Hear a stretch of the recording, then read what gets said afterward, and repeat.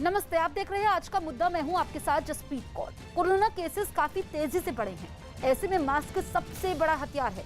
इस वक्त मास्क आपके लिए सुरक्षा कवच है। मास्क आपकी और आपके परिवार दोनों की सुरक्षा करेगा।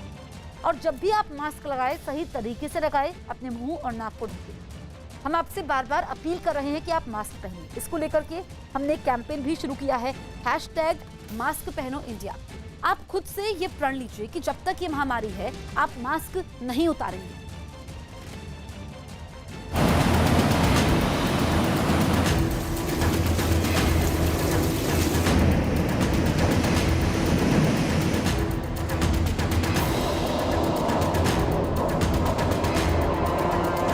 यास के विनाश की तस्वीरें सामने आने लगी हैं।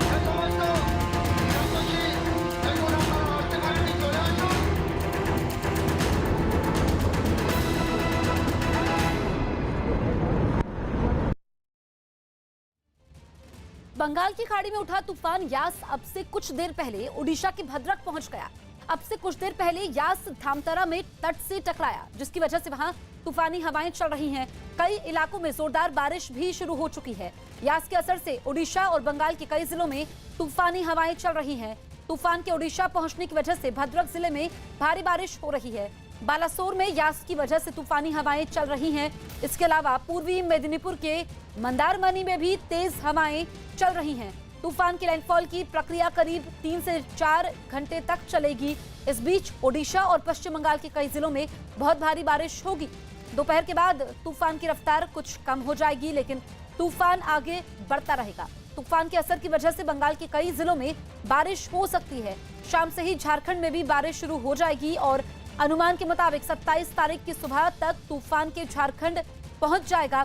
झारखंड के कई जिलों में भारी बारिश हो सकती है और हवाओं की रफ्तार 60 से 70 किलोमीटर प्रति घंटे तक रह सकती है। तो दो तस्वीरें आपके सामने है। ओडिशा में भद्रक में यास तूफान टकराया है, जिसकी वजह से वहां पर काफी बारिश हो रही है। और दूसरी तस्वीर भी आप देखिए, ओडिशा के बालासोर की है। यहाँ पर तेज हवाओं से दहशत है, क्योंकि 150 किलोमीटर प्रति घंटे की रफ्तार तक हवाएं चल सकती हैं, जो अगले 3 से 4 घंटे हैं वो काफी ज्यादा अहम है। और यास तूफान का असर यह है कि कई इलाकों में भारी बारिश हो रही है। जो रिहायशी इलाके हैं वहां तक पानी पहुंच चुका है, जो इस वक्त सबसे बड़ी चुनौती है। और स्थिति से निपटने के लिए एनडीआरएफ सेना मुस्तैद है, राहत बचाव के काम में जुटी हुई है, क्योंकि 3 से 4 घंटे काफी अहम है। उसके बाद तूफान के कमजोर पड़ने की संभावना है और उसके बाद ये तूफान रुख करेगा झारखंड का। लेकिन ओडिशा के तट से तूफान टकरा चुका है। भद्रक में ये तूफान टकरा है। इसका असर यह है कि कई इलाकों में जोरदार बारिश हो रही है। तूफानी हवाओं से लोग दहशत में हैं और ये तूफानी हवाएं 150 किलोमीटर प्रति घंटे तक पहुंच सकती है। तो ये तस्वीरें आप समझिए, कई इलाकों में पेड़ भी गिरे हैं और जो समुद्र से सटे हुए इलाके हैं वहां पे लोगों को सुरक्षित इलाकों में पहुंचाया गया है।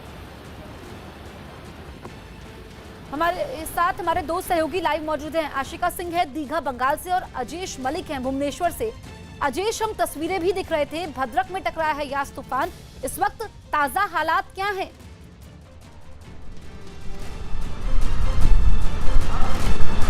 जरूर देखिए, जो 9 बजे 7-9 बजे जो लैंडफॉल प्रोसेस शुरू है और ये जो लैंडफॉल प्रोसेस 3 से 4 घंटे तक ऐसे जारी रहेगा। उसी वक्त आप जो अभी एसआरसी से जो बोल रहे थे कि जो ये जो 3-4 घंटे सब थोड़ा ज़्यादा बारिश होगा और जो विंड का स्पीड 130 से 140 तक रहेगा। पहले से वो जो एक्सपेक्ट किया जा रहा था कि 180 तक विंड स्पीड जाएगा, लेकिन अभी थोड़ा कम रहेगा कि 130 से 140 तक विंड स्पीड रहेगा। और इसी वक्त थोड़ा ज़्यादा बारिश होगा, विशेष करके जो बालेश्वर और भद्रक में ज़्यादा बारिश होगा उसी वक्त। This wind speed will continue for next 3 hours. Thereafter, the wind speed will gradually decrease as the cyclone will move into land. Gradually decreasing, it will become about 60 to 70 kilometers per hour by tomorrow morning over southeast Jharkhand and adjoining areas of North Odisha and West Bengal. The damaging wind of 100 to 120 km per hour can be expected over interior district of North Odisha like Mayurbhanj, and also the adjoining interior districts like Paschim. तो मौसम वैज्ञानिक ये बता रहे हैं कि जो तूफानी हवाएं हैं उनकी रफ्तार कुछ कम होगी। आशिका हमारे साथ दीघा में मौजूद है बंगाल से। आशिका, तूफान का असर उड़ीसा में तो देखने को मिल रहा है, लेकिन पश्चिम बंगाल भी सबसे ज्यादा प्रभावित है। इस वक्त दीघा में क्या स्थिति है?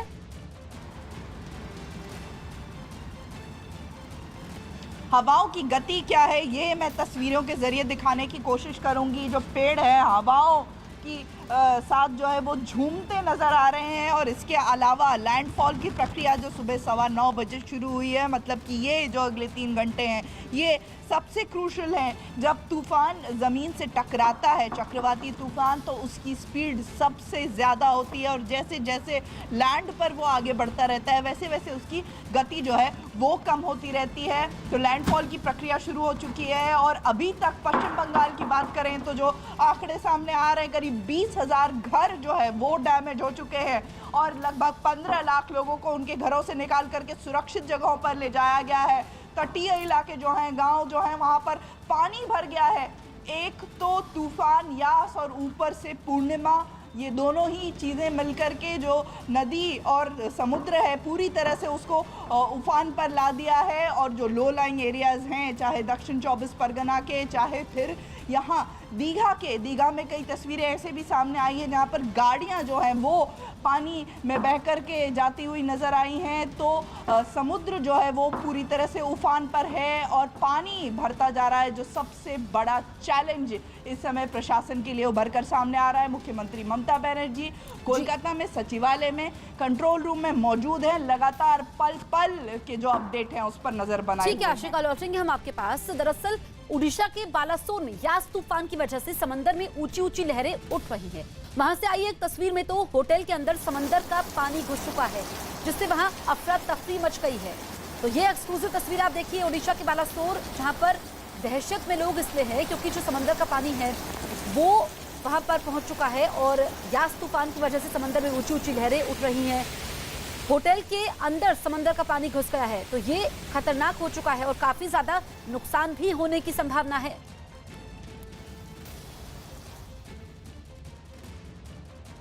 होटल के अंदर ही घुस रहा है। अब देखें होटल के अंदर पानी है वो घुस रहा है, और उसका जो टाइड है उसका भी हाइट आप देख सकते हैं कितने जोर से ये टाइड आता है और कितने जोर से ये टाइड अभी होटल के अंदर आ रहा है, जो 20 मीटर के दूर में रहता था।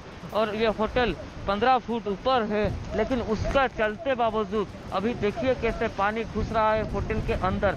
ये है भयंकर तूफान, आज हम कहर दिखा रहे हैं कितने जोर से, जैसे बोला जा रहा था 4 मीटर के आसपास ये जो लहर होगा, 4 मीटर के आसपास लहर देखा जाएगा, वो भी दिखाई जा रहा है। अभी लंबे बड़े बड़े जो लहर है वो आ रहे हैं, उसके साथ हवा भी 120 से ज़्यादा के स्पीड में चल रहा है। और जैसे ही साइक्लोन का लैंडिंग प्रोसेस शुरू होगा, जो रुख है और भी ज़्यादा बढ़ेगा और जोर से और भी हवा चलने लगेगा। लेकिन अभी ये जो समुद्र का लहर है वो परेशान करने वाला समय है, क्योंकि जो कोस्टल एरिया के जो घर है वो उसके गांव में, उसके घर में पानी पहुंचने का भय भी रहेगा। अजेश हमारे सहयोगी लगातार बने हुए हैं। अजेश, उड़ीसा में तूफान का सबसे ज्यादा असर देखने को मिल रहा है। राहत बचाव के लिए इस वक्त कितनी टीमें तैनात हैं?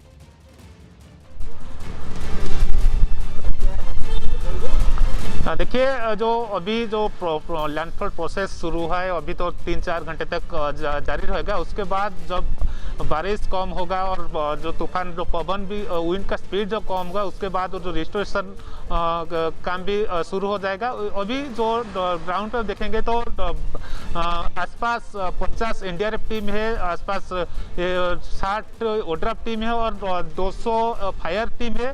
जो सब कुछ अभी जो इलाके में, जो जिस इलाके में में शायद बालेश्वर और भद्रक में अब सब तैनात है। उसके बाद जब बारिश और तूफान विंड स्पीड कम होगा उसके बाद रिस्टोरेशन वर्क शुरू होगा।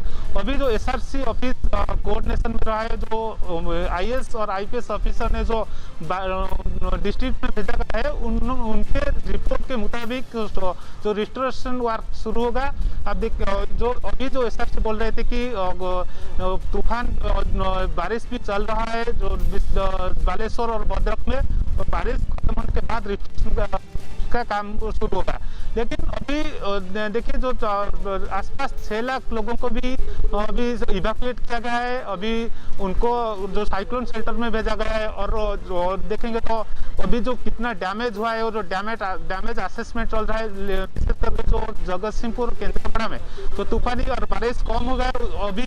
ठीक है अजयेश, बने रहिए, लौटेंगे आपके पास। दरअसल बंगाल के पूर्व मेदिनीपुर जिले के दीघा से तो अब डराने वाली तस्वीरें सामने आई है। वहां समंदर का पानी रिहायशी इलाकों में घुस गया है। एक तस्वीर में तो घर के बाहर खड़ी गाड़ियां तैरती दिखाई दी। तो ये हालात हैं दीघा के, और हमारी सहयोगी ही दीघा में मौजूद हैं, लगातार वहां से अपडेट दे रही हैं। आशिका, जो तस्वीरें सामने आ रही हैं वो तो चौंका रही हैं, साथ ही साथ डरा भी रही हैं। अब इससे निपटने के लिए, क्योंकि इस वक्त सबसे बड़ी चुनौती यही है कि जो नदियों का पानी है, उफनती नदियों का पानी रिहायशी इलाकों में घुस चुका है।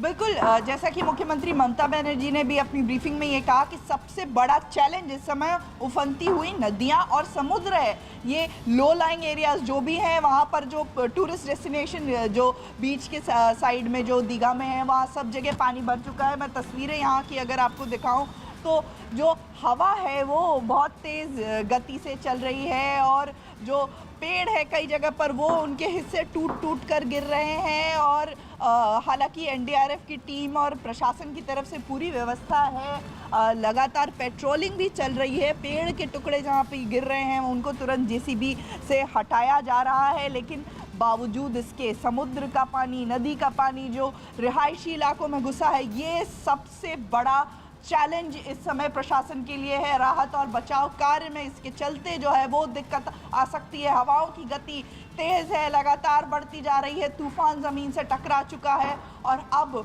अपने सबसे भयावह रूप में जो है वो सामने आ रहा है।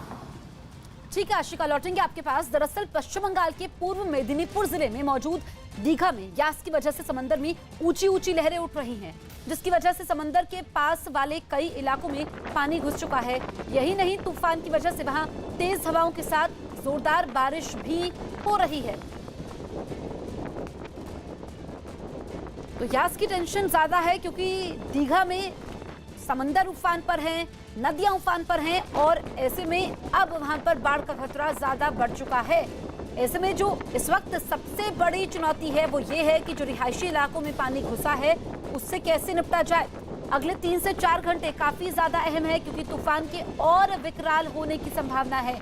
उसके बाद जैसा कि एक्सपर्ट्स बता रहे हैं कि दोपहर के बाद ये तूफान कमजोर पड़ेगा और फिर झारखंड का रुख करेगा।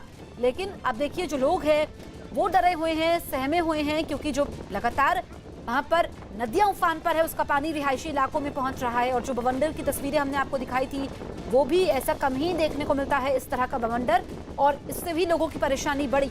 इस वक्त राहत बचाव के लिए टीमें तैनात है। मुख्यमंत्री ममता बनर्जी खुद हालात पर नजर बनाए हुए हैं, लेकिन जो एक्सपर्ट्स बता रहे हैं कि अगले 3 से 4 घंटे काफी ज्यादा अहम है। ओडिशा के केंद्रापड़ा में यास की वजह से तूफानी हवाएं चल रही हैं, जिसकी वजह से कई इलाकों में पेड़ अपनी जगह से उखड़ गए, तो वहीं भारी बारिश की वजह से कई इलाकों में पानी भर गया है। यास का इम्पैक्ट धीरे धीरे ज़्यादा हो रहा है। अभी हम केंद्रापड़ा में हैं और जो 4 जिले डायरेक्ट इम्पैक्ट उसमें फील हो रहा है, उस जिले में केंद्रापड़ा भी है। और केंद्रापड़ा में झमाझम बारिश सुबह से हो रही थी, मगर अभी इसकी रफ्तार बहुत तेज़ हो गई है। हवा भी बहुत तेज़ रफ्तार से बह रही है। तूफ़ानी हवाएं अंदर तक हम जा नहीं पा रहे हैं क्योंकि अंदर बहुत पेड़ उखड़े पड़े हैं और कुछ जगह पे जो इलेक्ट्रिक पोल हैं वो भी नीचे गिरे पड़े हैं। तो अभी कहाँ कितना डैमेज हुआ ये पता नहीं चल पा रहा है, क्योंकि लैंडफॉल करने का टाइमिंग अभी आगे कर दिया गया है। अब आईएमडी की तरफ से जो ताज़ा जानकारी मिल पा रही है उसके मुताबिक 10 से 11 बजे के बीच ये लैंडफॉल करेगा। और तैयारी की बात अगर हम करें तो उड़ीसा सरकार ने रेस्क्यू ऑपरेशन के लिए एक बहुत बड़ी तैयारी की है, और यह तैयारी की एक नज़ारा हम कह सकते हैं। उड़ीसा रैपिड एक्शन जो Orissa disaster rapid action force जो है वो अभी तैनात है। यहाँ पे 3 टीमें तैनात है। उनके पास ड्राई फ्रूट्स हैं, उनके पास ज़रूरी सब सामान है, सब जो पेड़ काटने के लिए जो सामान चाहिए होता है, जो इक्विपमेंट चाहिए होता है, वो सब सामान है।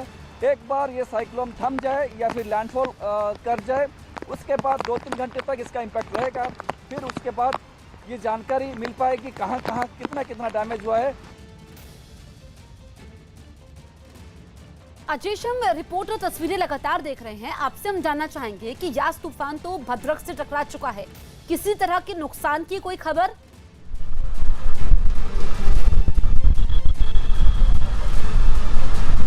जी ये जो एक्चुअली एक्सपेक्ट किया जा रहा था कि 180 किलोमीटर तक जो विंड स्पीड अभी है, लेकिन वो जो अभी जो असेसमेंट आया है तो कुछ पेड़ टूटता है, कुछ जो कच्चा घर वो भी टूटा है। लेकिन सब बारिश थमने के बाद और विंड स्पीड थमने के बाद ही जो असेसमेंट किया जाएगा। अभी जो ग्राउंड से आ रहा है जो रिपोर्ट एसआरसी ऑफिस से, जो कि कुछ ही जो पेड़ टूटा है, अभी कुछ ही घरों में पानी घुस गया है और कुछ ही कच्चा घर भी टूटा है, लेकिन पूरा रिपोर्ट नहीं आया है अभी तक। जो लैंडफॉल प्रोसेस खत्म होने के बाद 3-4 घंटे लगेगा, उसके बाद खत्म होने के बाद ग्राउंड पे रिपोर्ट आएगा। लेकिन अभी जो सब टीम मौजूद है, जो रिस्टोरेशन काम के लिए, और जो गवर्नमेंट ऑफिसर्स है वो लोग भी ग्राउंड में है, अभी वो भी रिपोर्ट भेज रहे हैं एसआरसी ऑफिस को। लेकिन अभी जो अपडेट है तो थोड़ा बहुत जगह में जो कच्चा घर था वो टूट चुका है, और ज्यादा पेड़, बड़ा पेड़ भी वो भी टूट चुका है, लेकिन कुछ घरों में पानी घुस गया है। इससे कुछ रिपोर्ट आ रहा है, लेकिन पूरा डैमेज रिपोर्ट शायद 1 बजे के बाद ही आएगा। लेकिन अभी कुछ जो एसआरसी ऑफिस से कोऑर्डिनेट किया गया है, जो बार भी उनके साथ बात किया जाता है, लेकिन हम बोल सकते हैं कि 1 बजे के बाद ही एक रिपोर्ट पूरा एक रिपोर्ट आएगा। लेकिन अभी जो प्रिलिमिनरी रिपोर्ट आया है, जो भद्रक और बालेश्वर विशेष करके प्रभावित हुआ है, जो ठीक है अजेश, बने रहिए। 2 तस्वीरें लगातार हम दिखा रहे हैं। दरअसल ये जो तस्वीर आप इस वक्त देख रहे हैं, ये दीघा की है, पश्चिम बंगाल के। यहाँ पर समुद्र में उफनती लहरें हैं, और ये सबसे बड़ी चुनौती है, क्योंकि जो उफनती लहरें हैं, अब ये पानी रिहायशी इलाकों में घुस रहा है। ऐसे में ये बड़ी चुनौती हो जाता है वहां पर राज्य सरकार के लिए। तो पश्चिम बंगाल के दीघा से ये तस्वीरें, और वहां पर हमने देखा कि पेड़ गिरने की भी घटनाएं हुई, और जो हवाओं की रफ्तार है वो भी काफी ज्यादा है। हवाओं की रफ्तार 150 किलोमीटर प्रति घंटे तक चल सकती है। ये आप देखिए, पानी यहाँ पर पहुंच चुका है, और अब ये ज्यादा परेशानी बढ़ा रहा है। आशिका, हम लगातार तस्वीरें दिखा रहे हैं, क्योंकि जो समुद्र में उफनती लहरें हैं, जो उफनती नदियां हैं, वो सबसे ज्यादा परेशानी बढ़ा रही हैं। बिल्कुल, तस्वीरें यहाँ की मैं आपको दिखाऊं। बारिश जो है वो झमाझम बारिश तेज़ हवाओं के साथ शुरू हो गई है। रह कर बारिश हो रही है, और अभी तेज़ बारिश शुरू हो चुकी है, और साथ ही साथ समुद्र और नदियां जो उफान पर है जगह जगह पर। दक्षिण 24 परगना से, पूर्व मिदनापुर से यही तस्वीरें सामने आ रही हैं कि जो रिहायशी इलाके हैं वहाँ पर पानी जो है घुस गया है। जो सबसे बड़ी मुश्किल इस समय प्रशासन के लिए है, बाढ़ जैसी परिस्थिति है जिससे निपटना राज्य सरकार को पड़ेगा। तो एक तरफ जो है बाढ़ की स्थिति, दूसरी तरफ ये साइक्लोन। तो ये बड़ी चुनौती जो है राज्य सरकार के सामने। हालांकि तैयारी पूरी है, और पेड़ जहाँ जहाँ गिर रहे हैं एनडीआरएफ की टीमें मौजूद हैं, और नगर निगम, नगर निकायों को भी ये इंस्ट्रक्शन दिया गया है कि तुरंत ही रास्ते को साफ करें। सबसे पहली जो प्रायोरिटी है वो बिजली और जो टेलीफोन कनेक्शन है उनको जो है ठीक करना रहेगी। और इस समय जो सबसे बड़ा मुकाबला है राज्य सरकार के लिए, सबसे बड़ी मुश्किल है वो लो लाइंग एरियाज में पानी का भरना, बाढ़ जैसी परिस्थिति का बनना है। बिल्कुल, तो तस्वीरें देखिए, लगातार हम दिखा रहे हैं दीघा की समुद्री लहरें उफन रही हैं। ये परेशानी को ज्यादा बढ़ा रही हैं और जो इससे सटे हुए इलाके हैं वहां के लिए दिक्कतें ज्यादा बढ़ चुकी हैं। ऐसे में जो रिहायशी इलाकों में पानी घुस रहा है, क्योंकि हमने देखा कि एक होटल में भी पानी घुस गया था, इससे ज्यादा मुश्किलें बढ़ चुकी हैं और जो तूफानी हवाएं हैं वो भी 150 किलोमीटर प्रति घंटे की रफ्तार तक चलने की संभावना है और अगले 3 से 4 घंटे काफी ज्यादा अहम हैं। 3 से 4 घंटे में ये तूफान काफी तबाही भी मचा सकता है और कई जगह पर दीघा में पेड़ गिरने की भी घटनाएं सामने आई हैं। तो पश्चिम बंगाल में भी यास तूफान का असर है। इस वक्त ओडिशा के भद्रक में तूफान टकराया है, लेकिन पश्चिम बंगाल में जो हमने बवंडर देखा था उसके बाद जो उफनती लहरें हैं समुद्र में और नदी में, वो परेशानी को ज्यादा बढ़ा रही हैं, क्योंकि रिहायशी इलाकों तक पानी पहुंचना ऐसे में दिक्कतें ज्यादा बढ़ाता है। और फिर समुद्र में तो इसको लेकर के अलर्ट है, साथ ही साथ एनडीआरएफ की टीमें, सेना मुस्तैद है ताकि किसी भी स्थिति से निपटा जाए। और जैसे जैसे 3 से 4 घंटे जो काफी अहम है, काफी तबाही ये यास तूफान मचा सकता है, उसके बाद इस तूफान के कमजोर पड़ने की संभावना है। एक्सक्लूसिव तस्वीरें लगातार हम आपको दिखा रहे हैं न्यूज़ 18 इंडिया पर। आशिका, एक्सपर्ट्स क्या बता रहे हैं कि कब तक ये तूफान कमजोर पड़ेगा और स्थिति का आकलन कब तक होगा? देखिए, करीब 9:15 बजे से लैंडफॉल की प्रक्रिया शुरू हुई है धामरा के पास, भद्रक के पास उड़ीसा में, और 3 घंटे का समय जो माना जा रहा है मेट ऑफिस की तरफ से कि 3 घंटे का समय लगेगा पूरी तरह से जब ये तूफान ज़मीन पर आ जाएगा। और जब भी कोई चक्रवाती तूफान समुद्र में होता है तो वो स्पीड लगातार उसकी ज़मीन तक आते आते बढ़ती रहती है और ज़मीन को जब वो टकराता है सबसे ज़्यादा भयावह शक्ल तभी होती है उस तूफान की। ज़मीन पर आने के बाद धीरे धीरे स्पीड जो है वो घटना शुरू हो जाती है, यानी कि 3 घंटे जब लैंडफॉल की प्रक्रिया पूरी हो जाएगी उसके बाद धीरे धीरे ये तूफान कमज़ोर होगा, लेकिन वेरी सीवियर साइक्लोन की श्रेणी में ये है। इसके बाद धीरे धीरे ये सीवियर साइक्लोन फिर साइक्लोन की शक्ल लेगा और इस बीच जो है तबाही का जो मंजर है वो मैं आपको बता दूं कि 20,000 से ज़्यादा घर इस समय पश्चिम बंगाल में सिर्फ जो है वो धराशायी हो चुके हैं। 15 लाख लोगों को हालांकि राज्य सरकार ने, एनडीआरएफ ने निकाल करके सुरक्षित जगहों पर शेल्टरों में ले जाया है, रखा है, लेकिन जो लो लाइंग एरियाज़ हैं वहाँ पर पानी जो है वो बढ़ता जा रहा है, समुद्र उफन रहे हैं, नदियाँ उफान पर हैं और इसी की वजह से दक्षिण 24 परगना और ये पूर्वी मिदनापुर यहाँ पर रिहायशी इलाकों में पानी घुस चुका है, जो सबसे बड़ी मुसीबत का सबब है प्रशासन के लिए। तो ये लैंडफॉल की प्रक्रिया जब तक चलेगी तब तक सबसे तेज़ गति रहेगी हवाओं की और बारिश की। हालांकि पूर्णिमा है, उसके बाद भी जो टाइड है वो हाई टाइड ही रहेगी, जिसके वजह से जो यहाँ पर तस्वीरें मैं दिखाते हुए आपको बताऊं, हवा जो है वो तेज़ हो रही है, खड़ा होना भी मुश्किल हो रहा है यहाँ पर कि जो समुद्र की लहरें हैं वो उड़ीसा चाहे पूर्व मिदनापुर की बात करें तो वो 2 से 4 मीटर से भी ज़्यादा ऊंची लहरें देखने को मिल रही हैं, मिल सकती है इससे भी ज़्यादा ऊंची लहरें। और यही कारण है कि जो रिहायशी इलाके हैं उनमें पानी भरता जा रहा है। कई जो नदियों पे बने बांध हैं, स्पेशली दक्षिण 24 परगना में जगह जगह पर छोटे छोटे बांध बनाए गए हैं, क्योंकि वहाँ पर अक्सर ही बारिश में जब नदी उफान पर होती है तो गांव में पानी घुस जाता है। वो बांध भी कई जगहों पर टूट गए हैं जिन पर प्रशासन की नज़र है। मुख्यमंत्री ममता बनर्जी नबान्नों में बनाए हुए कंट्रोल रूम में मौजूद हैं और पल पल की स्थिति का जायजा ले रही हैं। बिल्कुल आशिका, ये भी बताइए, क्योंकि हम लगातार इस बात की चर्चा कर रहे हैं कि जो रिहायशी इलाकों में पानी पहुंचा है वो ज़्यादा चुनौती बन गया है। इस बीच पश्चिम बंगाल के दक्षिण 24 परगना में भी यास की वजह से जोरदार बारिश हो रही है, जिसकी वजह से वहां बहने वाली नदियां उफान पर हैं। लेकिन लोगों की मुश्किल तब और बढ़ गई जब गंगा नदी का पानी कई गांव में घुस गया, जिससे वहां बाढ़ जैसे हालात बन गए। तो ये उड़ीसा में भद्रक से तूफान टकराया है, लेकिन जो स्थिति है वो ज्यादा चौंकाने वाली इसलिए है क्योंकि उत्तर पश्चिम बंगाल के दक्षिण 24 परगना में पानी रिहायशी इलाकों में पहुंच गया है।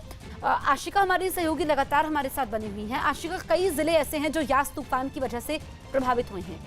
अभी तक कितने लोगों को सुरक्षित इलाकों में पहुंचाया गया है?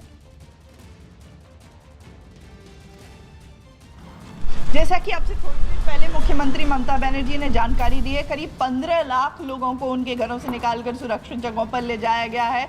20,000 से ज़्यादा घर जो है टूटने की खबर प्रशासन के पास पहुंच चुकी है। लेकिन असली तस्वीर जो विनाश की है वो तूफान के ख़त्म होने के बाद ही नज़र आएगी, क्योंकि जब ये पानी नीचे उतरेगा रिहायशी इलाकों से तब जो है वो सही तस्वीर जो है वो समझ में आएगी। अगले 3 घंटे बहुत ही क्रूशियल हैं। हवाएं तेज़ गति से बह रही हैं उड़ीसा से लेकर के, और ये उड़ीसा से सटा हुआ पूर्वी मिदनापुर पश्चिम बंगाल का जो सबसे ज़्यादा प्रभावित हो रहा है इस तूफान के चलते। तस्वीरें मैं आपको दिखा दूं, बारिश जो है वो तेज़ होती जा रही है, और साथ ही साथ यहाँ पर जो चाहे सेना की गाड़ी हो, सेना की टीम हो, चाहे फिर एनडीआरएफ की टीम हो, लगातार सड़कों पर पेट्रोलिंग कर रही है। और जेसीबी जो है वो जगह जगह पर उनको तैनात करके रखा गया है, क्योंकि पेड़ जो गिर रहे हैं, पेड़ों के हिस्से गिर रहे हैं, उनको तुरंत हटाने का काम प्रशासन की तरफ से जो है वो किया जा रहा है। हवाएं देखिए तेज़ बह रही हैं, जो पेड़ हैं वो आपको झूमते हुए नज़र आएंगे, और यही कारण है कि जगह जगह पर पेड़ भी गिर रहे हैं जो स्थानीय लोग हैं उनके लिए मुसीबत का सबब है। हालांकि पहले से ही पुलिस की तरफ से सभी लोगों को घर में रहने के लिए कहा गया था, लेकिन फिर भी आज जो लोग हैं वो कई जगहों पर बाहर आते हैं। ठीक है आशिका, बने रहिए, लौटेंगे आपके पास। इस बीच ओडिशा के भद्रक की 2 तस्वीरें आपको दिखाएंगे।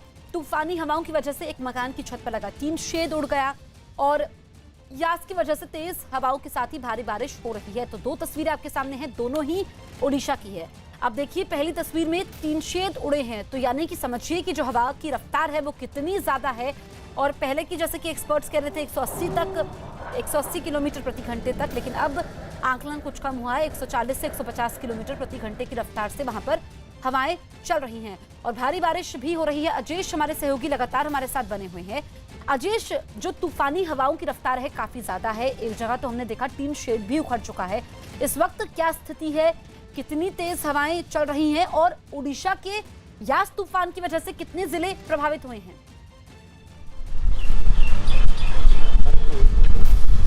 देखिए, अभी तो हम भुवनेश्वर में, लेकिन अभी जो अपडेट आ रहा है कि 130 से 140 किलोमीटर पर आवर में अभी विंड स्पीड है। लेकिन अब जो भद्रक बालेश्वर तो यास की जो साइक्लोन में ये 4 जिला प्रभावित होना था, लेकिन अभी जो केंद्रापड़ा जगतसिंहपुर के ऊपर विपद ऑलरेडी टल चुका है। लेकिन अभी जो बालेश्वर और भद्रक में जो लैंडफॉल प्रोसेस चालू है, अभी जारी है। उसी हिसाब से हम बोले तो जो भद्रक और बालेश्वर में अभी जो विंड स्पीड भी 130 से 140 तक चल रहा है। अभी बारिश भी तो ज्यादा बारिश भी हो रहा है, लेकिन जो 9 बजे से लैंडफॉल प्रोसेस शुरू हुआ था, अभी 3 घंटे से 4 घंटे तक जारी रहेगा। तो हम इसी हिसाब से हम देखें तो और 2 घंटे अभी भी बालेश्वर और भद्रक के लिए अभी भी विपद है ये 2 जिले में। लेकिन जो बालेश्वर और भद्रक में ज्यादा से जो नदी के आसपास जो गांव है, उससे अभी भी ज्यादा गांव में पानी भर गया है, अभी भी अपडेट आ रहा है। लेकिन जो नदी के आसपास जो गांव है, उसके गांव में पानी भर गया है, लेकिन ज्यादा से ज्यादा पेड़ भी टूटे। उसके आसपास जो विशेषकर भद्रक और चांदपाली के आसपास ज्यादा से ज्यादा पेड़ भी टूटे हैं। लेकिन अभी भी जो गवर्नमेंट की जो हार्डिंग सिस्टम भी अभी काम शुरू किया है, लेकिन ज्यादा बारिश हो रही है, इसलिए जो इवैक्यूएशन ठीक है अजेश, लौटेंगे हम आपके पास। दरअसल मौसम विभाग के मुताबिक बंगाल ही नहीं, बिहार और झारखंड तक यास का असर महसूस होगा। पूर्वी मेदिनीपुर के दीघा में तूफान से बड़ा नुकसान हो सकता है। उत्तर 24 परगना में यास के असर से समंदर में बवंडर दिखने को मिला। पूर्वी मेदिनीपुर में तेज हवाओं के साथ वहां पर आंधी चल रही है। उत्तर 24 परगना में आंधी और बारिश से 80 घरों को नुकसान हुआ है। यास से बड़े नुकसान का अंदेशा है। राज्य सरकार ने लोगों को बचाने के लिए पूरी ताकत झोंक दी है। यास के खतरे को देखते हुए बंगाल की सीएम ममता बनर्जी पूरी स्थिति पर नजर रख रही हैं। सीएम ममता बनर्जी खुद कोलकाता में बनाया गया एक कमांड सेंटर पहुंचकर अधिकारियों से स्थिति की जानकारी ली। तूफान से बचाने के लिए एजेंसियों ने पूरी ताकत झोंक दी है। सेना और एनडीआरएफ तैनात भी है और हर स्थिति से निपटने को तैयार है।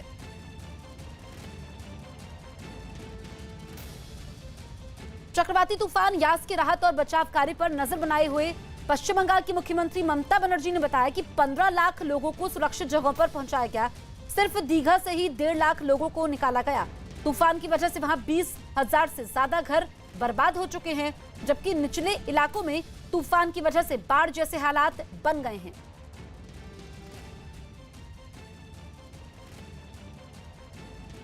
बंगाल के उत्तर 24 परगना में आंधी और तेज बारिश की वजह से कई घरों को नुकसान पहुंचा है। उत्तर 24 परगना के हाली शहर में 40 घरों को नुकसान पहुंचा, जिसमें करीब 5 लोग घायल हो गए। वहीं हुगली में भी 40 घर आंधी और बारिश की चपेट में आ गए हैं। बिजली गिरने से यहां 2 लोगों की मौत हो गई है। यास तूफान की वजह से राज्य में 11 लाख से ज्यादा लोगों को सुरक्षित जगहों पर पहुंचाया गया है। हवा से मतलब पूरा घर झुक गया। इसके बाद जब वहाँ से एगो हल्का सा चिरक दिखाया, उन दोनों को निकल दिया और उसके बाद हम निकले। अभी तक यस नहीं है, इतना डर लग रहा है जैसे हम लोग नया जीवन मिला है यहाँ से, और फिर आने वाला है मौत से लड़ना है हम लोग को। ओडिशा के बालासोर में यास तूफान की वजह से तेज हवाएं चल रही हैं। वहां से जो तस्वीरें सामने आई, उनमें एक तस्वीर में एक पेड़ अपनी जगह से उखड़कर मकान के पास गिर गया। हालांकि अभी तक इस घटना में किसी के घायल होने की खबर नहीं है।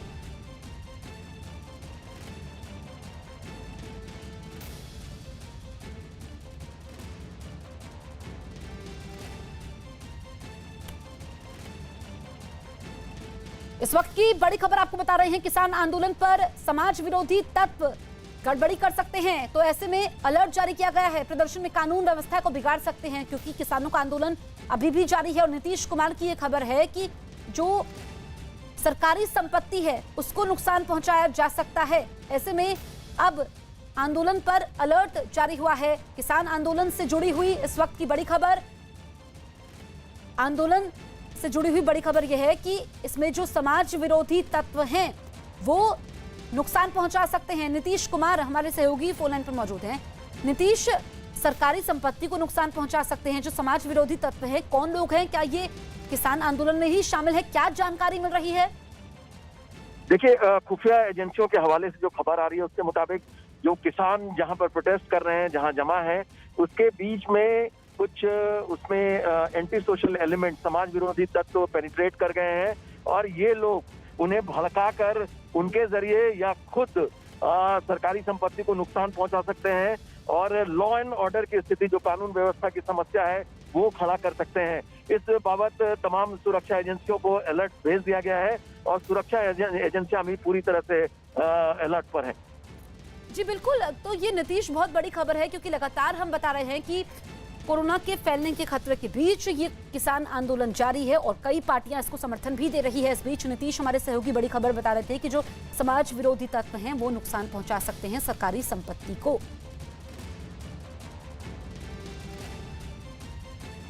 देश भर में कोरोना के खतरे के बीच तीनों कृषि सुधारों की वापसी की मांग कर रहे किसान आज विरोध दिवस मना रहे हैं। एक तरफ देश जहां कोरोना महामारी से जूझ रहा है, वहीं संयुक्त किसान मोर्चा आज देश भर में विरोध दिवस मना रहा है, क्योंकि आज दिल्ली की सीमाओं पर चल रहे किसान आंदोलन को 6 महीने पूरे हो गए और यही वजह है कि आज किसान पूरे देश में किसान काला दिवस मना रहे हैं। इस विरोध प्रदर्शन के समय किसान घर और गाड़ियों पर काले झंडे लगाकर कृषि सुधार कानूनों का विरोध कर रहे हैं। हैरान करने वाली बात यह है कि देश के प्रमुख 12 विपक्षी दलों ने किसानों के इस फैसले का समर्थन किया है। इससे पहले 12 मई को विपक्षी दलों ने संयुक्त रूप से पीएम मोदी को एक खत लिखकर कृषि सुधार कानूनों को वापस लेने की मांग की थी। तो किसान संगठनों का ये प्रदर्शन है और किसान काला दिवस मना रहे हैं। बड़ी बात यह है कि 12 विपक्षी पार्टियों का किसानों को समर्थन हासिल है और आज किसान आंदोलन को 6 महीने पूरे हो चुके हैं और आज के दिन किसान काले झंडे लेकर के ये विरोध दिवस मना रहे हैं और इसका विपक्षी पार्टियों ने समर्थन भी किया है। कोरोना के खतरे के बीच देश इस वक्त सबसे बड़ी महामारी से जूझ रहा है, ऐसे में किसान काला दिवस आज मना रहे हैं। भारतीय किसान यूनियन ने दिल्ली की गाजीपुर बॉर्डर पर काला झंडा दिखाकर विरोध दर्ज किया। इस बीच भारतीय किसान यूनियन के नेता राकेश टिकैत ने एक बार फिर से दावा किया कि जब तक उनकी मांग नहीं मानी जाती, आंदोलन जारी रहेगा। सर, 6 महीने से आपका प्रदर्शन चल रहा है, इस दौरान क्या कुछ मिला, क्या कुछ हासिल हुआ, आपको क्या लगता है? हमें ये लगता है कि जो देश में आंदोलन अलग अलग जगह चलते थे, अलग अलग बैनर देश में थे, वे सब एकजुट हुए, इकट्ठे आए हैं, ये लगता है। तो इसका असर क्या हुआ, क्योंकि सरकार अभी भी कहीं ना कहीं ठंडी पड़ी हुई है। नरेंद्र सिंह तोमर ने बीते दिनों भी ये कहा था कि आखिरी जो प्रपोजल आपको दिया गया था कि 18 महीनों के लिए इस पे होल्ड लगा देते हैं। हाँ, 1 साल तो हो ही गया और 6 महीने और यहीं रुक जाएंगे, फिर देख लेंगे आगे क्या करते हैं। हमारे दो सहयोगी हमारे साथ लाइव मौजूद हैं। चंदन जजवाड़े गाजीपुर बॉर्डर से, अमित सिंह सिंघू बॉर्डर से। सबसे पहले चंदन, मैं आपके पास आती हूं क्योंकि देश इस वक्त सबसे बड़ी महामारी से जूझ रहा है। ऐसे में किसानों का ये प्रदर्शन, गाजीपुर बॉर्डर में इस वक्त क्या स्थिति है? देखिए जसवीर, अगर गाजीपुर बॉर्डर की बात करें तो यहाँ पर अभी इसी जगह पर एक पुतला दहन हुआ है, लेकिन उस दौरान हमने देखा कि करीब 100 से 150 किसान थे जो कि पूरी तरह से सोशल डिस्टेंसिंग के नॉर्म्स को उल्लंघन करते हुए, अवॉइड करते हुए एक दूसरे के साथ खड़े थे और यहाँ पर एक पुतला दहन हुआ जिससे काफ़ी ज़्यादा एक खतरा जो इन्फेक्शन का वो खड़ा हुआ। बार बार चेतावनी के बावजूद भी सोशल डिस्टेंसिंग का पालन नहीं किया गया। किसानों ने यहाँ पर विरोध प्रदर्शन जरूर किया। आप देख सकते हैं कि काले झंडे लगाए गए बैरिकेड्स पर। यहाँ की स्थिति की अगर हम बात करें तो किसान काफ़ी ज़्यादा कंट्रोल में है। यूपी पुलिस की तरफ से काफ़ी ज़्यादा यहाँ पर तैनाती भी की गई है। जो किसान यहाँ पहुँचे थे वो फिलहाल अब यहाँ से वापस जा चुके हैं। सब पश्चिमी यूपी और आसपास के इलाके के थे। उन लोगों ने पुतला दहन किया, नारे लगाए और चले गए। लेकिन हमने थोड़ी देर के लिए, तकरीबन घंटे भर के लिए देखा कि किस तरह से 100 से 150 किसानों ने सोशल डिस्टेंसिंग को भूलकर बिना मास्क लगाए हुए एक दूसरे के साथ खड़े थे और नारे लगा रहे थे, जिससे कि इन्फेक्शन के फैलने का बड़ा खतरा है। और यही खतरा लंबे समय से आगाह किया जा रहा है, चेतावनी दी जा रही है कि कम से कम ऐसी स्थिति ना बनने दे जिससे कि कोविड की महामारी और फैले। तो लोगों को अपनी जिंदगी भी बचानी है, जिसमें हमने देखा कि जो सावधानी बरती जानी चाहिए थी वो नहीं बरती गई और इसका एक बड़ा नुकसान किसानों को भी हो सकता है। आंदोलन की स्थिति चाहे जो रहे, आंदोलन को लेकर के चाहे वो जो कोशिश करते हों, लेकिन उनकी खुद की जिंदगी पर ये बड़ा खतरा हो सकता है। ठीक है, आप दोनों बने रहिए, लौटेंगे। दरअसल किसानों के प्रदर्शन को देखते हुए पुलिस ने दिल्ली हरियाणा बॉर्डर को सील कर दिया है। किसी को भी आने जाने की इजाजत नहीं दी जा रही है। किसानों के विरोध प्रदर्शन को देखते हुए आज दिल्ली पुलिस ने सुरक्षा और पुख्ता कर दिया है। इस वक्त हम मौजूद हैं सिंघू बॉर्डर पर और यहाँ पर आप तस्वीरों में देख सकते हैं किस तरीके से दिल्ली पुलिस के जवानों ने पूरी तरीके से दिल्ली हरियाणा का जो बॉर्डर है उस बॉर्डर को पूरी तरीके से सील कर दिया है। विरोध दिवस के तौर पर आज किसान मना रहे हैं और उसी वजह से कि किसान किसी भी तरीके से वो दिल्ली में प्रवेश न कर पाए, दिल्ली में आ नहीं पाए। हालांकि किसानों ने कहा है कि वो जहाँ पर है वहीं पर काले झंडे लगाकर, काले झंडे फहराकर वो अब ये बंद करेंगे, वो अपना विरोध प्रदर्शन करेंगे। देख सकते हैं आप तस्वीरों में कि एक बाइक जो है इस वक्त अंदर जाने की कोशिश कर रही थी, लेकिन इस बाइक को दिल्ली पुलिस ने साफ साफ मना कर दिया कि आज पूरी तरीके से सील किया गया है। और यहाँ पर देखिए तस्वीरों में एक और बाइक चालक है, वो अंदर जाने की कोशिश कर रहे हैं लेकिन इन्हें मना कर दिया जा रहा है। आपको किधर जाना है? Narela police colony. Narela police colony में नरेला पुलिस कॉलोनी में आपको जाना है। पूरी तरीके से आज सील कर दिया गया। आपको बताया इन्होंने? नहीं। हाँ, अभी बताया ना। हाँ जी। पूरी तरीके से सील कर दिया गया है ओके बॉर्डर को। तो इन्हें ये जो जवान यहाँ पर मौजूद हैं दिल्ली पुलिस के, इनको जानकारी दी है कि ये बॉर्डर जो है वो पूरी तरीके से सील कर दिया गया है, लिहाजा दूसरा रास्ता लेना पड़ेगा। एक दूसरा रास्ता यहाँ पर आप तस्वीरों में देख सकते हैं, ये है जो कि अंदर की तरफ जा रहा है सिंघू गाँव होते हुए। तो अब जितने भी लोगों को हरियाणा की तरफ जाना है या फिर नरेला की तरफ दूसरे तरफ जाना है, उन्हें जो है अब सिंघू गांव से होकर जाना पड़ेगा। आज विरोध प्रदर्शन किसानों का देखते हुए पूरी तरीके से बॉर्डर को दिल्ली पुलिस ने सील कर दिया है। वीडियो जर्नलिस्ट गणेश के साथ अमित कुमार सिंह, न्यूज़ 18 इंडिया, दिल्ली। अमित, हमारे सहयोगी लगातार बने हुए हैं सिंघू बॉर्डर से। अमित, हम आपकी रिपोर्ट भी देख रहे थे, दिल्ली हरियाणा बॉर्डर तो सील है, अब सिंघू गांव से होकर जाना होगा हरियाणा जाने के लिए। लेकिन जो किसान है वो अपनी मांगों पर अड़े हुए हैं और सवाल ये खड़ा होता है कि प्रदर्शन जरूरी है या फिर जान। देखिए सबसे पहले तो एक तस्वीर मैं आपको दिखा दूं। देखिए किस तरीके से जो किसान हैं वो पंजाब से, हरियाणा से, अलग अलग इलाकों से इस तरीके से वो पहुंच रहे हैं और इस तस्वीर को देखकर आप अंदाजा लगा सकते हैं कि किस तरीके से इन्फेक्शन का खतरा जो है वो फैल रहा है। जो सरकारें लगातार कर रही हैं, चाहे वो केंद्र सरकार हो या राज्य सरकार हो, वो लगातार इस तरीके से कहती है कि वो किसान जो है प्रदर्शन ना करे, प्रदर्शन को खत्म कर दे, क्योंकि ये ऐसी महामारी है। हमने अभी कुछ दिन पहले देखा किस तरीके से अस्पतालों के हालात थे, दिल्ली में और दूसरे राज्यों में भी किस तरीके के हालात थे, उन हालातों से सरकार ने किस तरीके से निपटा। हाईकोर्ट, जितने भी राज्य के हाईकोर्ट थे वो हियरिंग कर रहे थे, सुप्रीम कोर्ट में सुनवाई चल रही थी, लेकिन इसके बावजूद जो है किसान लगातार इस तरीके से हरियाणा और पंजाब के इलाकों से वो यहाँ पर पहुँच रहे हैं। वो लगातार काले झंडे अपनी गाड़ियों पर लगा कर आ रहे हैं, काले झंडे यहाँ पर फहराए जाएंगे सिंघू बॉर्डर पर। और यहाँ पर तस्वीरें देखिए, मैं एक और तस्वीर आपको दिखाता हूँ। देखिए यहाँ पर इस तस्वीर में किस तरीके से ट्रैक्टर ट्रॉली पर बैठ के जो किसान है वो लगातार यहाँ पर पहुँच रहे हैं। तो ऐसे में ये यहाँ पर सुरक्षा व्यवस्था, हरियाणा पुलिस के जवानों को देख सकते हैं किस तरीके से हरियाणा पुलिस के जवान यहाँ पर मौजूद हैं और दिल्ली पुलिस ने पूरी बॉर्डर को सील किया है। लेकिन ऐसे में इन्फेक्शन का खतरा बिल्कुल बढ़ जाता है जसप्रीत, और इस इन्फेक्शन के खतरे को देखते हुए चाहे वो पंजाब गवर्नमेंट हो, हरियाणा गवर्नमेंट हो या फिर केंद्र सरकार, उन सबने ये अपील किया था कि इस तरीके से किसान जो हैं वो प्रदर्शन ना करे। लेकिन इस बाबत इसके बावजूद भी जो है वो किसान यहाँ पर प्रदर्शन कर रहे हैं। यहाँ पर बिल्कुल, तो किसान मानने को तैयार नहीं है। ठीक है अमित, लौटेंगे हम आपके पास। दरअसल किसानों के विरोध दिवस को देखते हुए दिल्ली में सुरक्षा के तगड़े इंतजाम किए गए हैं। कोरोना की वजह से दिल्ली में लॉकडाउन है, ऐसे में दिल्ली पुलिस के जवान बिना परमिशन की गाड़ियों की जांच कर रहे हैं। आने जाने वाले लोगों की कोरोना जांच भी हो रही है, तो दिल्ली पुलिस मुस्तैद है। ये दिल्ली की ग्रेटर कैलाश की तस्वीरें आप देखिए, यहाँ पर किसानों के विरोध प्रदर्शन को देखते हुए तैयारी पुख्ता है। सारी गाड़ियों को चेक किया जा रहा है, ट्रैक्टर, ट्रक, गार वगैरह में कोई देहात से रिलेटेड आदमी या किसान लोग आदमी या कोई 4-4, 5-5 सोशल डिस्टेंसिंग वगैरह, कोरोना और किसान दोनों की एक साथ चेकिंग हो रही है। विदाउट परमिशन कोई जा रहा है उसको प्रॉपर्ली चेक किया जा रहा है। प्लस विदाउट परमिशन से रिलेटेड गाड़ी के अलावा जो परमिटेड गाड़ी है उनमें भी चेक किया जा रहा है कि कोई किसान अंदर से रिलेटेड कोई भी आदमी इसमें तो नहीं जा रहा है। मुंबई के बरसोवा इलाके में क्राइम ब्रांच की टीम ने मिलावटी दूध बनाने के एक आरोपी को गिरफ्तार किया है। क्राइम ब्रांच की टीम ने छापेमारी के समय 294 लीटर मिलावटी दूध बरामद किया। आरोपी नामी कंपनियों के पैकेट का इस्तेमाल करता था, उनमें नकली दूध भरने के बाद उन्हें मोमबत्ती से पैक किया करता था। इसका वीडियो भी सामने आया है जिसमें साफ दिखा कि किस तरह पॉलिथीन में आरोपी नकली दूध भरकर उसे पैक कर रहा था।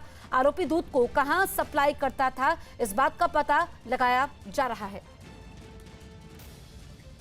तो ये तस्वीर आप देखिए कि किस तरीके से नकली दूध यहां पर तैयार हो रहा है। और मुंबई में पुलिस ने बरसोवा में छापा मारा जिसमें 294 लीटर मिलावटी दूध बरामद किया गया है और इसके साथ ही एक आरोपी को पकड़ा गया है। क्राइम ब्रांच को यह कामयाबी मिली है जिसमें एक आरोपी पकड़ा गया है। क्राइम ब्रांच की टीम ने छापेमारी के समय 294 लीटर मिलावटी दूध बरामद किया। आरोपी नामी कंपनियों के पैकेट का इस्तेमाल करता था, उनमें नकली दूध भरने के बाद उन्हें मोमबत्ती से पैक करता था। इसका एक वीडियो भी सामने आया है जिसमें साफ दिखा कि किस तरह पॉलिथीन में आरोपी नकली दूध भरकर उसे पैक कर रहा था। आरोपी दूध को कहां सप्लाई करता था, इस बात का पता लगाया जा रहा है। दिवाकर हमारे सहयोगी फोन लाइन पर मौजूद हैं। दिवाकर, कब से ये शख्स लोगों की सेहत से खिलवाड़ कर रहा था, क्या जानकारी मिली है? देखिए, क्राइम ब्रांच के जो आला अधिकारी हैं उनसे जानकारी मिली, पिछले 5 से 6 महीने से ये कारोबार इस तरह से चलाया जा रहा था। और ये जो इलाका है वर्सोवा के इलाके में जो भारत नगर का इलाका है, यहाँ ये कारोबार, क्योंकि झोपड़पट्टी का इलाका है और यहाँ पर पुलिस के पहुंचने के चांस है वो काफी कम रहते हैं क्योंकि काफी कंजेस्टेड एरिया होता है। और ऐसे में लॉकडाउन के दौरान लोग अपने घरों में हैं तो उसी का ये फायदा उठाया जा रहा था। इसी के चलते जो मिलावटी दूध है उसमें पानी मिलाया जाता था, जो गंदा पानी होता था वो मिलाया जाता था। उसके बाद फिर जो है जो दूध है उसे जो ब्रांडेड कंपनियां जो दूध की सप्लाई करती है उनकी पॉलिथीन जो होती है उनको पॉलिथीन को लाया जाता था उठाकर और उसमें भरा जाता था और भरने के बाद उसकी बिक्री उतने ही दाम में की जाती थी जितना कि असली दूध बिकता है। इस मामले में 2 आरोपियों को क्राइम ब्रांच ने गिरफ्तार किया है, उनसे पूछताछ लगातार की जा रही है। लेकिन सबसे अहम चीज ये कि जो 294 लीटर दूध बरामद किया गया है, बड़ी मात्रा में दूध बरामद किया गया है। और इसके साथ ही साथ जो अमूल और गोकुल दूध की कंपनियां उनकी कई सारी थैलियां बरामद की गई है क्राइम ब्रांच के द्वारा। क्राइम ब्रांच ये पता करने की कोशिश कर रही है कि आखिर किन किन इलाकों में इस दूध की सप्लाई हो रही थी और कौन कौन से लोग इसमें और शामिल हैं। आने वाले दिनों में 1-2 गिरफ्तारियां इस पूरे मामले में और हो सकती है, ऐसा क्राइम ब्रांच का कहना है। जसप्रीत, ठीक है दिवाकर।